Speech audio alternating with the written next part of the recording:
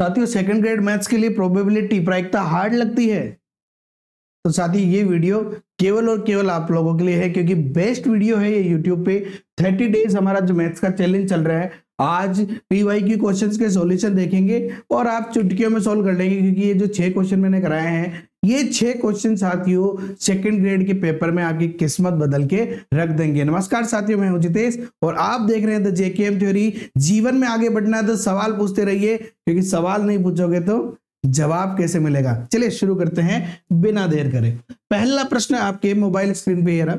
एक बर्नौली बंटन में P व Q क्रम से सफलता व असफलता की प्रायिकता है, यानी P का मतलब सफलता की प्रायिकता और Q का मतलब असफलता की प्रायिकता। तो इस बंटन में माध्य व प्रसरण के मध्य संबंध क्या होगा। देखिए सिंपल सी बात क्या है, अगर आपको माध्य और प्रसरण के बीच का जो रिलेशन है वो अगर पता है तो आपका काम हो जाएगा, ठीक है ना। जीवन में इसका रिलेशन पता होना जरूरी है। अच्छा, माध्य क्या होता है, तो माध्य यानी कि NP, ठीक है ना। माध्य क्या होता है, NP होता है माध्य। तो माध्य बराबर हो गया हमारा NP। इसके अलावा प्रसरण जो है वो क्या होता है, NPQ। प्रसरण क्या होता है, NPQ। अच्छा, आपको मुझे और पूरी दुनिया को पता है यार, 11वीं 12वीं में नहीं, हम पहले 8वीं में पढ़ गए हैं कि प्रायिकता मतलब सफलता की और असफलता की कुल प्रायिकता का योग कितना होता है, 1 होता है। यानी कि P + Q बराबर कितना होता है, 1 होता है। यहां से Q का मान रख देते हैं अपन, तो प्रसरण बराबर NP और Q का मान क्या हो जाएगा, 1 - P। यानी कि ये क्या हो गया, NP - NP²। प्रसरण बराबर, तो यहां से प्रसरण बराबर NP का मतलब माध्य माइनस NP²। यानी इस रिलेशन को समझने का प्रयास करो कि माध्य में से कुछ घटाऊंगा तब प्रसरण आएगा, समझ रहे हो। माध्य में से कुछ घटाऊंगा जब प्रसरण आएगा, इसका मतलब बड़ा कौन, माध्य। सरल सी बात है, बड़ा कौन हुआ हमारा, माध्य। इसका मतलब हो गया हमारा कि ये जो माध्य है ये बड़ा है किससे, प्रसरण से बड़ा है। किससे बड़ा है, प्रसरण से बड़ा है। हमारा काम खत्म हो गया, क्वेश्चन सॉल्व हो गया। इतना आसान प्रश्न है। देखो अगर संबंध पता है तो क्वेश्चन चुटकी में सॉल्व हो जाएंगे और सेकंड ग्रेड के टीचर आप चुटकी में बन जाएंगे। अगला प्रश्न है आपके मोबाइल स्क्रीन पे। अच्छी तरह से फेंटे हुए ताश के 52 पत्तों में से एक ताश की पत्ती निकाली गई। एक जुआरी समझते हो ना, जुआ लगाते वाले। एक जुआरी शर्त लगाता है कि यह पत्ता या तो पान का होगा या इक्का होगा। जुआरी की शर्त जीतने के विपक्ष में संयोगानुपात, बात संयोगानुपात की हो रही है। तो संयोगानुपात कैसे निकालते हैं भाई, ठीक है ना। तो संयोगानुपात कैसे निकालते हैं, तो देखो विपक्ष में संयोगानुपात निकालना है तो फॉर्मूला होता है विपक्ष में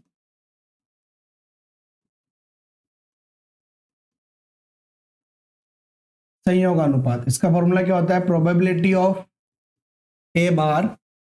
विपक्ष का मतलब अगर पक्ष में होता तो P हो जाता, विपक्ष में है तो probability of A bar upon probability of A, ठीक है। तो इसका मतलब हमें प्रोबेबिलिटी ऑफ A तो चाहिए, यानी कि पहले हम इसकी प्रायिकता तो निकालें कि ज्वारी का वो जो पत्ता है वो पान का हो या इक्का हो, इसकी प्रायिकता क्या हो गई। तो प्रोबेबिलिटी ऑफ A, देखो कंडीशन क्या क्या हो सकती है, या तो वो पत्ता है जो पान का निकल जाएगा, ठीक है ना, या तो वो पत्ता किसका निकलेगा, पान का निकलेगा। इसका मतलब पान का पत्ता, हाँ। तो पान के कितने पत्ते होते हैं, 13 पत्ते होते हैं। इसका मतलब ये हो गया कि 13/52 इसकी प्रायिकता हो गई। लेकिन वो पत्ता इक्का निकले तो ये क्या बोल रहा है, पान का हो या इक्का हो, तो या का मतलब प्लस, तो प्लस इक्के कितने होते हैं, 4/52। लेकिन देखो एक पत्ता ऐसा भी तो होगा ना जो पान का इक्का होगा, जो पान में भी आ रहा है और इक्के में भी आ रहा है, 2 बार काउंट हो गया वो। अगर हमारे पास नाश्ता फिक्स है और 12 थी एक्स्ट्रा है तो हम क्या करेंगे कि कोई 2 बार नहीं ले हुए, है ना, तो वही सिस्टम हो। तो यहाँ पे यानी एक पत्ता ऐसा हो गया जो पान और इक्का दोनों में आ रहा है, यानी पान का इक्का जो रिपीट हो उसको माइनस कर देते हैं, 1/52 हो गया। क्या आ गया हमारे पास में, 13 और 4 17 - 1 यानी कि 16/52। ये हो गई हमारे पास प्रोबेबिलिटी ऑफ A, ठीक है ना। बस कुछ नहीं करना, यहाँ पे वैल्यू पुट करो, हमारा काम हो जाएगा। तो चलिए, तो यहाँ पे हो गया हमारा PA बार का मतलब P 1 minus P A upon P ए, तो 1 माइनस 16/52। अच्छा 16/52 को मैं लिख सकता हूँ, वैसे काट सकते हैं अपन, तो 4 चौक 16 और 13 चौक 52, तो 4/13 लिख सकते हैं अपन इसको। चलो तो ये हो गया 4/13 बट्टा 4/13, ये हो गया 13 कम 13 में से 4 गया तो 9/13 बट्टा 4/13, तो 13 से 13 कटा, यानी कि 9:4 हमारा आंसर आ गया। क्या आ गया हमारा आंसर? 9:4। देखो ये तो हुआ हमारा एक तरीका। दूसरा तरीका क्या हो सकता है? सर यार कोई शॉर्ट ट्रिक बता दो सर। देखो जीवन में मैं ये कहता हूं कि आपको पहली बात तो बेसिक ट्रिक आनी चाहिए, उसके बाद पॉसिबल हो तो हर चीज की शॉर्ट ट्रिक, लेकिन हर चीज का मतलब जो सिंपल हो समझने में शॉर्ट ट्रिक। ऐसा भी नहीं हो, बहुत सारे लोग याद करते हैं जिलों के नाम, ये पैक है, मैन है, हर कुछ ही जो मर्जी आए, अरे कुछ भी नहीं, जबरदस्ती के तुक बनाते हैं वो, ठीक है ना। जैसे अपन साइंस में बनाते हैं ना, हे रीता आरती कर जिंदा रहेगी, वो चलता है, लेकिन हर कुछ ही नहीं, समझ में भी आना चाहिए। चलिए तो यहाँ पे विपक्ष में संयोग अनुपात है, उसका हम अनुपात कैसे निकाल सकते हैं? तो देखो सिंपल सी बात है, प्रतिकूल घटनाओं की संख्या अनुपात अनुकूल घटनाओं की संख्या, याद रखना ये फॉर्मूला। विपक्ष में संयोगानुपात, ठीक है, क्या होता है फॉर्मूला? लाल कलर में लिख रहा हूं मैं, देखो फॉर्मूला पढ़ना है ना, सब्सक्राइब तो करो यार, इसको बटन को सब्सक्राइब अगर कर लिया तो बेल आइकन पे क्लिक कर लो। विपक्ष में संयोगानुपात क्या होता है? प्रतिकूल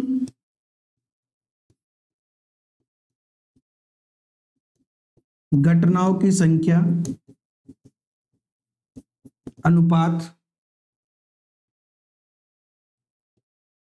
अनुकूल घटनाओं की संख्या, ये हमारा शॉर्टकट काम हो जाएगा। प्रतिकूल घटनाओं की संख्या और अनुकूल, तो अनुकूल तो कितने हैं भाई? 16 है 52 में से, अनुकूल तो हो गया 16, तो प्रतिकूल कितना हो जाएगा? 12 माइनस 52 माइनस 16, ये तो हो गया हमारा 16, 52 में से 16 जाएगा, कितना रह जाएगा भाई? तो अपना रह जाएगा 36, 4 से कट रहा है, 4 नाम 36 और 4 चौक 16, हमारा आ गया 9:4। आया शॉर्ट ट्रिक समझ में? तो ब्लू कलर में अपन ने लॉन्ग पढ़ लिया, रेड कलर में शॉर्ट पढ़ लिया, इतना आसान था।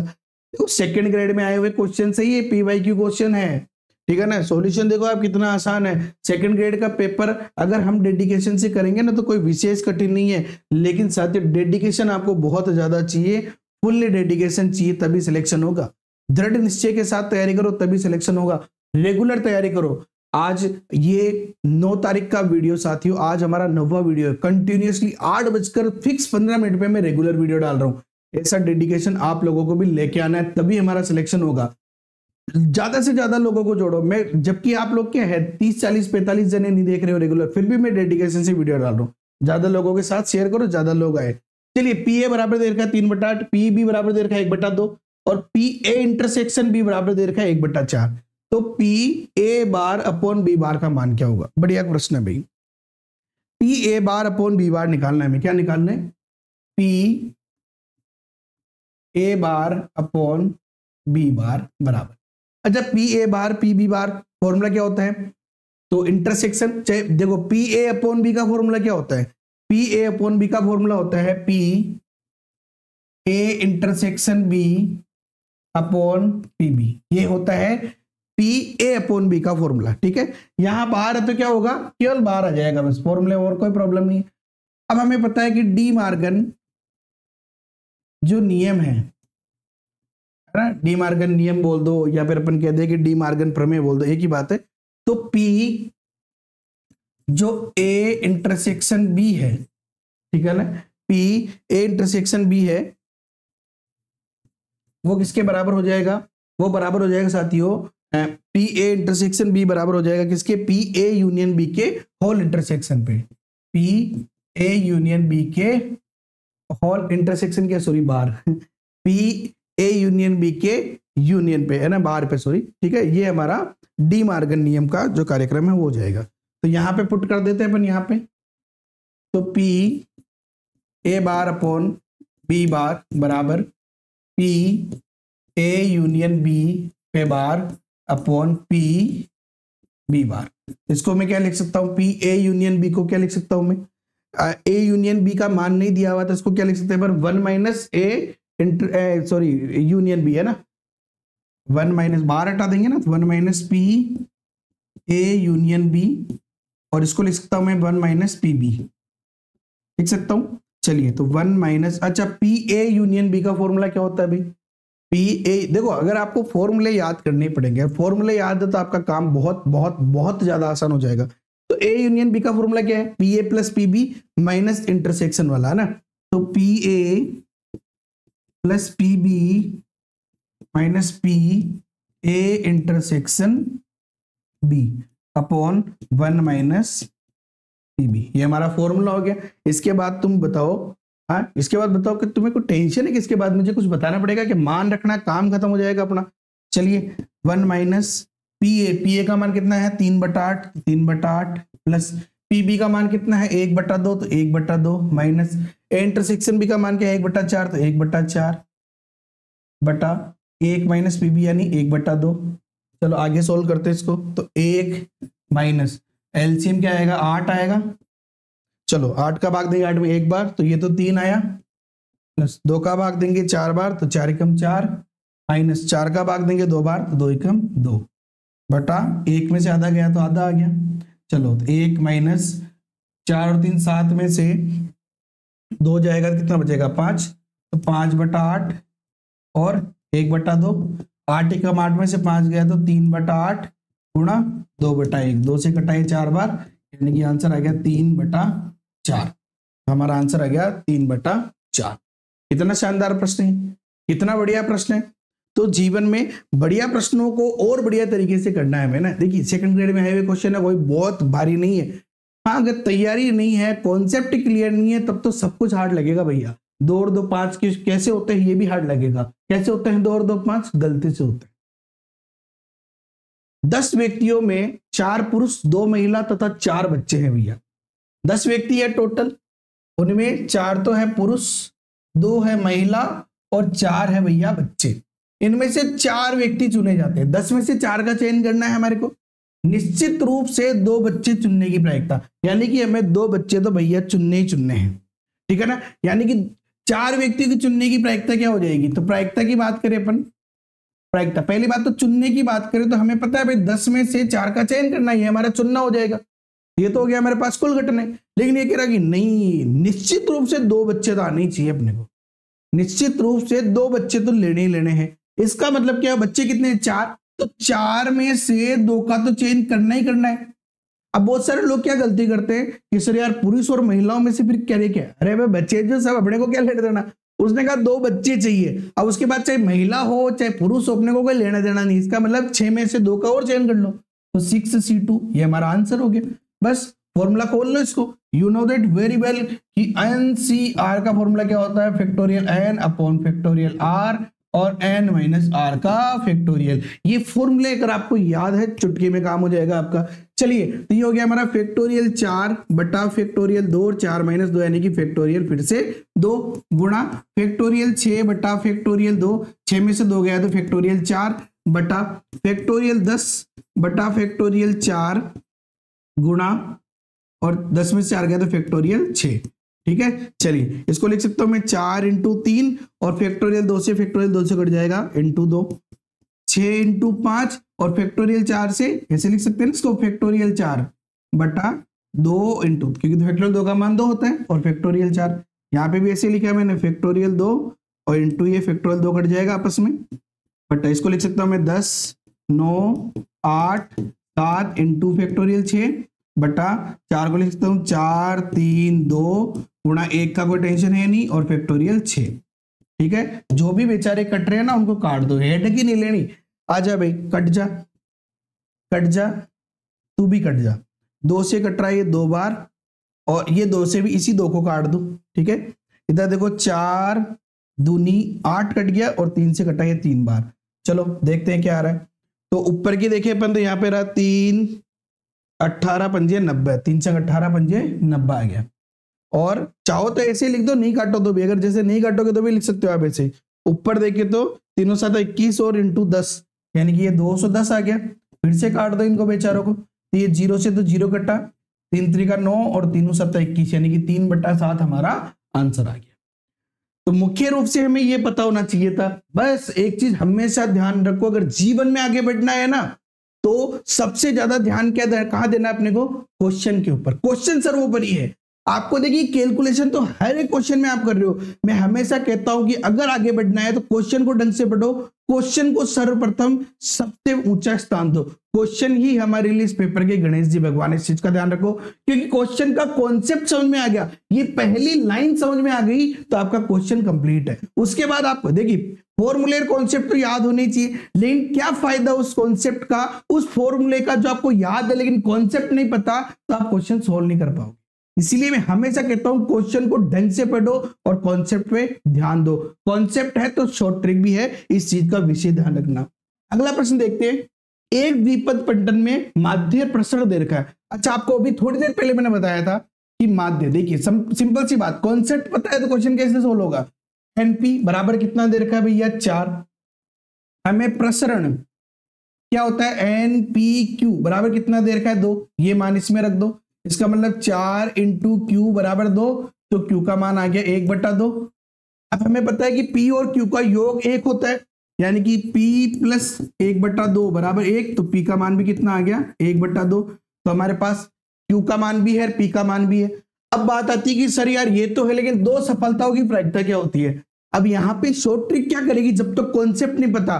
कॉन्सेप्ट क्या कहता है कि प्रोबेबिलिटी ऑफ x, यानी कि प्रायिकता होनी चाहिए अपने पास में। x का मतलब 2 सफलता हो, 1 सफलता हो, 3 सफलता हो, 4 सफलता हो, 6 5 10 कुछ भी हो, कोई फर्क नहीं पड़ रहा है। फर्क पड़ रहा है कि फॉर्मूला क्या आएगा, तो फॉर्मूला आएगा NCX। सफलता की बात करें तो PX और Q की पावर n माइनस x, और असफलता की बात करें तो Q पहले ले लेंगे, P बाद में ले लेंगे, कॉन्सेप्ट खत्म। अब बात आती है कि सर यार यहाँ पे n की वैल्यू क्या आएगी? यही तो है, n की वैल्यू क्या मतलब p के लिए वैल्यू रख दो यहाँ पे। n की वैल्यू के लिए हम क्या करें, चलो पेन चेंज करते हैं n की वैल्यू के लिए, तो n इंटू पी का मान 1/2 बराबर 4, n बराबर क्या आ गया? 8। चलो वैल्यू पुट करो यहाँ पे, P2 बराबर 8C, कितनी सफलता की बात हो रही? 2 की, तो 8C2, P की पावर 2, P क्या है यहाँ पे? 1/2 का स्क्वायर, और Q क्या है यहाँ पे? 1/2 की पावर 8 में से 2 गया यानी कि 6। इन दोनों का योग तो n के बराबर ही आएगा, कोई टेंशन लेनी नहीं है आपको तो बस ये 8C2 को सोल्व करना है, जो भी एनसीआर के फॉर्मूले से किया है। फैक्टोरियल 8 बटा फैक्टोरियल 2 और फैक्टोरियल 6, और 1/2 की पावर कितना हो गया? ये 8 हो गया। चलिए फैक्टोरियल 8 को क्या लिख सकता हूं मैं? 8 गुणा 7 इंटू फैक्टोरियल 6, नीचे वाला फैक्टोरियल 6 घट जाएगा, इस बार डाइट कर देता हूं मैं, 2 इंटू 1/2 की घात 8 लिख सकता हूं मैं इसको, क्योंकि 1 की घात 8 हो या 8000 कोई फर्क नहीं पड़ता है।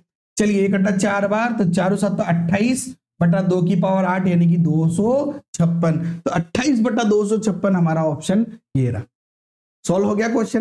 देखिए सबसे इंपॉर्टेंट बात, बाकी सब तो कैलकुलेशन है, हर क्वेश्चन में करेंगे आप, प्रैक्टिस करो, एग्जाम में जाओ, कहीं भी करो, लेकिन बिना कॉन्सेप्ट को क्वेश्चन सॉल्व नहीं हो सकता। ये कॉन्सेप्ट, ये फॉर्मूले याद होनी चाहिए, इसलिए याद कर लो, ढंग से समझ लो। The JKM theory YouTube channel के साथ जुड़े रहो, सब्सक्राइब कर लो। अगला प्रश्न देखो, पीए दे रखा है, पीबी दे रखा है, PA/BB दे रखा है। वाह यार क्या तुकबंदी बन गई है। तो पीए दे रखा है, पीबी दे रखा है, PA/BB दे रखा है, और PB/A ज्ञात करना है।